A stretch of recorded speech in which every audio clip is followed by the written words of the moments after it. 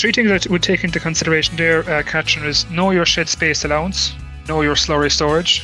You might have to offload stock if you have too many or whatever. And just make sure the shed is functioning properly. And what I mean by that is just ensure the gates, the barriers, the water trucks, the lights, and all those fittings are functioning correctly.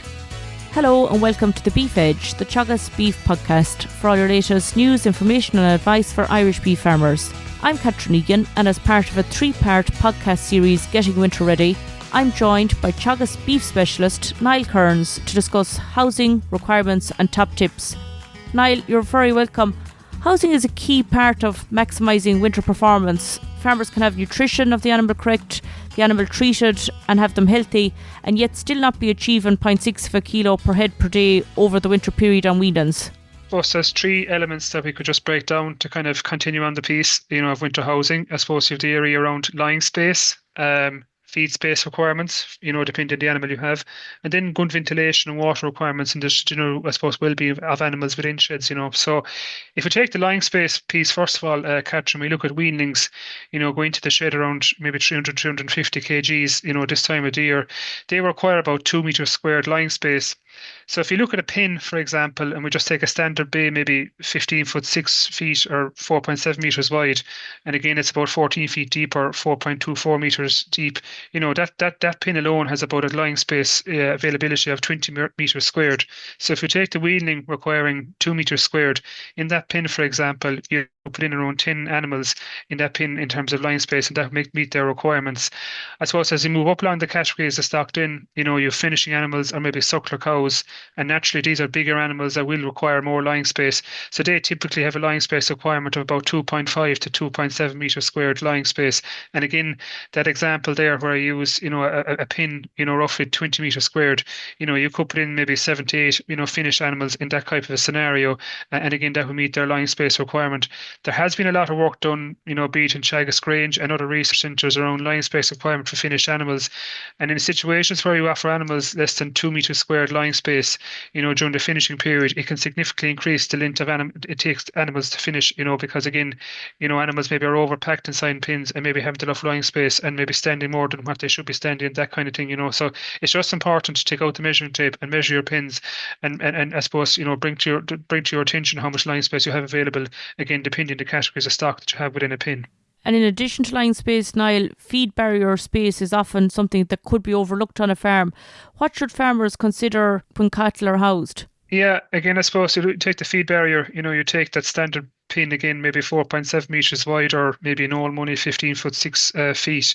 A weanling, again, coming into the shed, maybe 3 to 350 kgs, they require about 50 centimeters of feeding space at the barrier, and your finished animal then requires about 60 centimeters and maybe even more depending on the size of the animal. So, in that pin of 4.7 meters wide, you could feed maybe 9 to 10 weanlings at any one time, and then for the finished animal, or a suckler cow, you're down to maybe 7 or 8 animals eating out of that pin. And again, look at the pins as various size and widths and depths of sheds or of pins that animals are housed inside them. But it's just important to take out the measuring tape and just make sure, that there is enough sufficient room for animals to eat, around feeding time. And I suppose in groups of stock, you're going to have dominant animals and you're going to have maybe more timid animals. And the dominant ones is always going to be first at the barrier.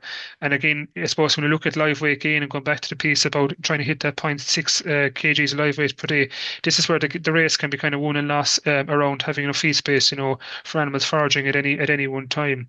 I suppose the next piece then is looking at the whole area around ventilation, and ventilation really is critical, to combat respiratory diseases, and it should be the first, protocol when it comes to trying to combat that disease, I suppose. And stale air that's inside in sheds that animals are inside in, all day every day can, I suppose, if it's not being removed quick enough or is slow to move out of sheds, could have a knock-on effect in terms of animal live weight gain on a daily basis.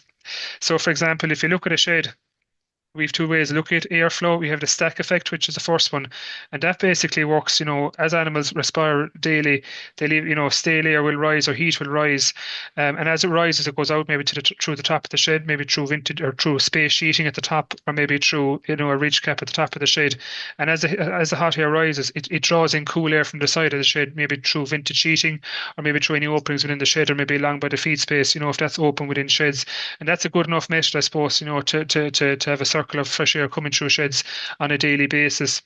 The next one then, I suppose, is the wind effect.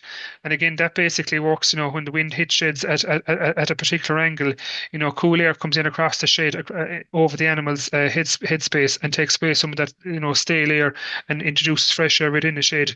And I suppose Yorkshire boarding works very well in those type of situations because it allows adequate amount of air through a shed maybe on a daily basis. So again, looking inside in sheds, for example, if you see a lot of cobwebs building the corner of the shed, or if you see a lot of maybe dust or whatever, on sheds, that could be an indication that airflow needs to be addressed. And again, trying to combat the issue around respiratory diseases, within sheds during the winter period. And I suppose what we're trying to mimic really, Catherine, is you look at a group of stock that are outside in the paddock, maybe of 2 or 3 acres or whatever grazing, and suddenly you bring all those animals together and put them into a confined space. We're trying to create that effect of what they have outside, inside, and it's tricky, but I suppose there is some measures that could be done, in particular maybe not overpacking pins, for example, looking at air outlets in sheds that are functioning properly, maybe vintage sheeting, for example, it can get clogged up over a period of time. Maybe that needs to be power washed before animals go into the sheds, and a few other little tricks like that can help to increase airflow within sheds heading into the winter period. Most definitely, Niall, ventilation is critical on farms. Draughts are just as bad, if not worse, than poor air movement or stuffy conditions. What can farmers do to avoid draughts and assess sheds?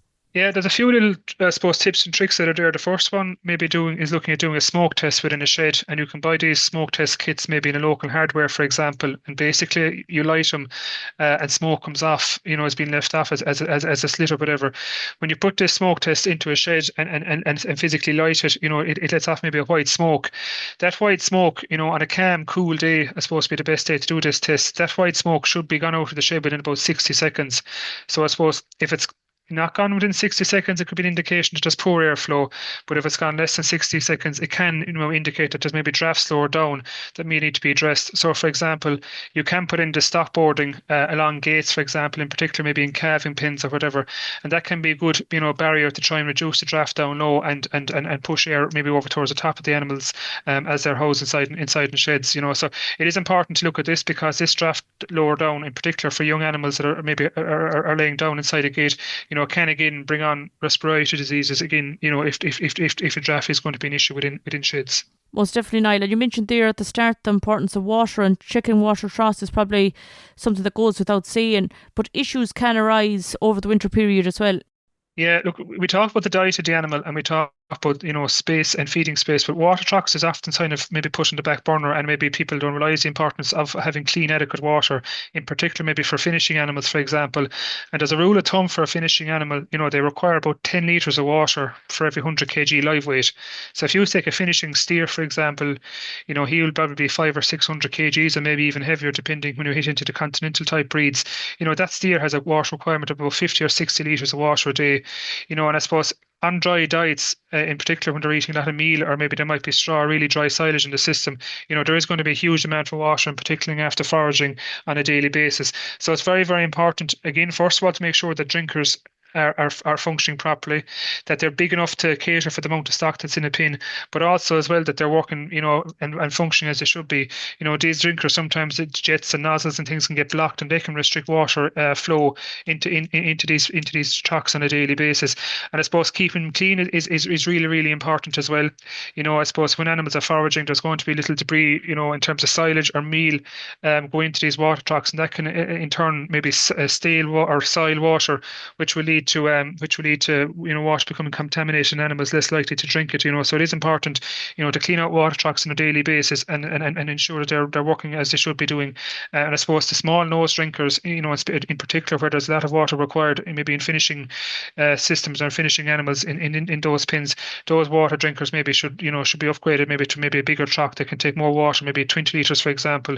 And again, just maintaining that they're working and functioning properly on a daily basis is really, really important.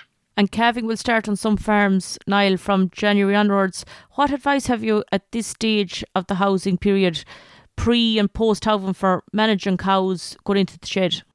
Yeah, it's a good point. I suppose, your spring calvers are going to kick off maybe sometime in February, depending on your system. So I suppose cows come into the shed this time of the year. I suppose the first thing you'll be doing is making sure you've your scanning results to hand, and know what cows are in calf and what's their expected maybe calving time frame.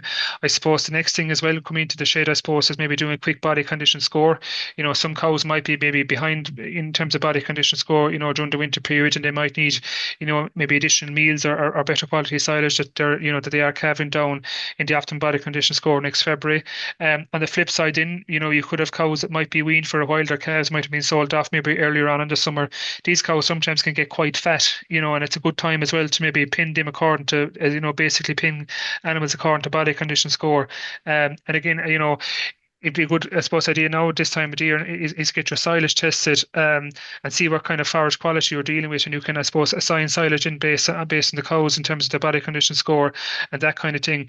I suppose you're also looking at the pieced in, maybe depending how when your calving period starts, but feeding a good quality pre-calf a mineral, and that usually should start maybe 5 or 6 weeks out from the first cow calving. So there are just a few little things I suppose to be taken into consideration, but I suppose the big thing is body condition score and grouping cows according to body condition score and expecting calving date, for the springtime, because I suppose during the winter period, maybe regrouping cows, can lead to cows being bullied, I suppose, inside in pens. And look at if we can try and group them according to body condition score from the onset, it can try and reduce that incidence of having to regroup cows and lead maybe to some complications later during the winter period.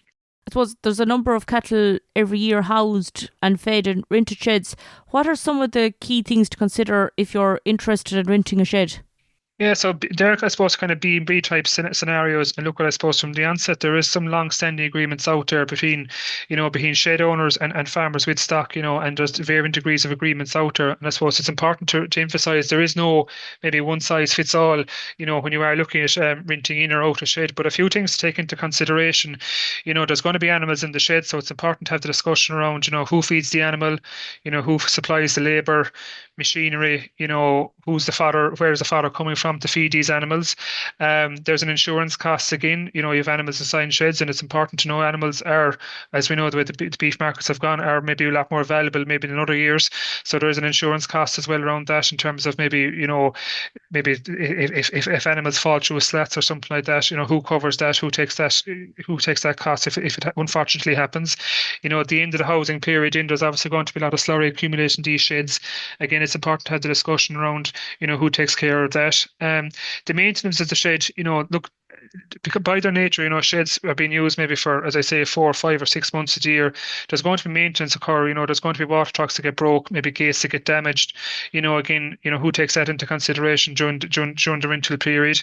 The ESP and water charges. Again, depending on the size of the shed or whatever, these generally don't, mightn't amount to a whole lot. But it's just important to have the conversation who takes care of that. I suppose the duration of time frame, and a lot of lease agreements are kind of based on maybe on a monthly basis. That the shed is so much per month. It's just, look, we don't know how long the winter is going to be, but you could maybe use, a 5 or maybe 5 month winter, for example, depending what part of the country you're in when you are doing your calculations. Again, it's just important that everyone is clear of where the time frame is. But the most important one is the movement of stock, Catherine. And it's just important to re-emphasize the point is you can't have two groups of animals from two different herd numbers housed inside in the one shed. All animals that are in the one shed must be in the one herd number. So I suppose if you have some queries around that, it would be no harm to maybe clarify with your local DVO on that issue. So just be careful around that. We just don't want farmers into compliance issues with animals inside the sheds, and the herd numbers not matching up and that kind of thing. So it is important to get that sorted from the onset, and move animals into the correct herd number, whatever that may be, for that duration of time. I suppose again having everything in writing, I suppose, kind of prevents any altercations, maybe towards the end of the B&B agreement or during the housing period. I just did a few quick sums, for example, around the whole area of supplying fodder, which obviously will make up the vast majority of diets, in the winter months inside in these sheds. But if you just take a weanling, for example, maybe an 0 to 1 year old animal, maybe 7 or 8 months, of age, come into these sheds, and maybe these are often the preferred stock because, I suppose sometimes farmers don't maybe suckler cows or keep them closer to home around calving, but the weanlings might go only B&B type setting. But those weanlings, they'll eat somewhere in the region of 0.7, 0.8 ton of silage of, fresh weight on a monthly basis. So that's equivalent to about a bale of silage. So if they're going to eat a bale of silage a month, and we just say a bale of silage is retailing for €40, across a 5-month winter, there's a silage charge there of €200 associated to those weanlings. So, for example, if the person who owns the shed is going to be supplying the fodder, they're the kind of sums that you need to be crunching, to make sure that, I suppose, that you agree a price on the silage, be it bales or pit, and I suppose that you get that payment, as well as part maybe of renting the shed, for example, if that's the case, if that's the way it's going to be. If you move up along and you look at a 1 to 2 year old animal, they'll eat maybe 1.8 to 2 bales per month on an average, on an average, that's without any meals in the system. So again, we'll say 1.8 bales a month, and we'll say it is retailing at €40 a bale. That's a charge of nearly up to €360 across a 5-month winter, to feed that animal silage during the winter period. So again, it's just, as I say, crunch the figures and have the discussion, and just make sure, I suppose, there's a written agreement in place and that everyone knows where everyone stands. And I suppose the end of the day, I suppose, is you leave the shed in the same condition you get it in. So if you get a shed that's maybe cleaned, power washed, and functioning properly with an empty tank, maybe that's the way you should leave the shed, come next March or April, or whenever the animals leave the shed, in the spring of 2026. So that's just kind of a few quick bullet points to take into consideration around the whole area of renting sheds to winter months, Catherine. That's great, Niall. I suppose, as you mentioned there, you can discuss a lot of the issues with the local advisor for the different arrangements that's there, depending on how many cattle sit in the shed and what's included, be it silage or meal or labour or machinery costs, because it'll vary farm to farm. Finally, Niall, from your experience, what are the 3 things that a farmer should look at in their shed today to identify, maybe before an issue even arises? 3 things that would take into consideration there, Catherine, is know your shed space allowance, know your slurry storage. You might have to offload stock if you have too many or whatever. And just make sure the shed is functioning properly. And what I mean by that is just ensure the gates, the barriers, the water trucks, the lights, and all those fittings are functioning correctly. Lighting is something that's really, really important, coming into the winter months. We're going to have, shorter days and longer nights. And, we just want to make sure the lights are in sheds and around farmyards and sensor lights, they're all functioning as they should be doing, just to make the whole thing that bit safer during the winter months. So they're the 3 things I would take, Catherine, very, very quickly when you are doing some calculations coming to this time of the year. That's great. Thanks very much, Niall. Thanks very much, Catherine. That's all for this week's episode, and my thanks to Niall for joining me on the show. You can catch up on all other shows and interviews from the Beef Edge podcast on the Teagasc website at teagasc.ie, or you can listen on Apple and Google Podcasts as well as Spotify. Don't forget to rate, review and subscribe so you never miss a show. For all other updates from our beef programme, keep an eye on our Twitter and Facebook pages. Until next time, I'm Catherine Egan, and thanks for listening.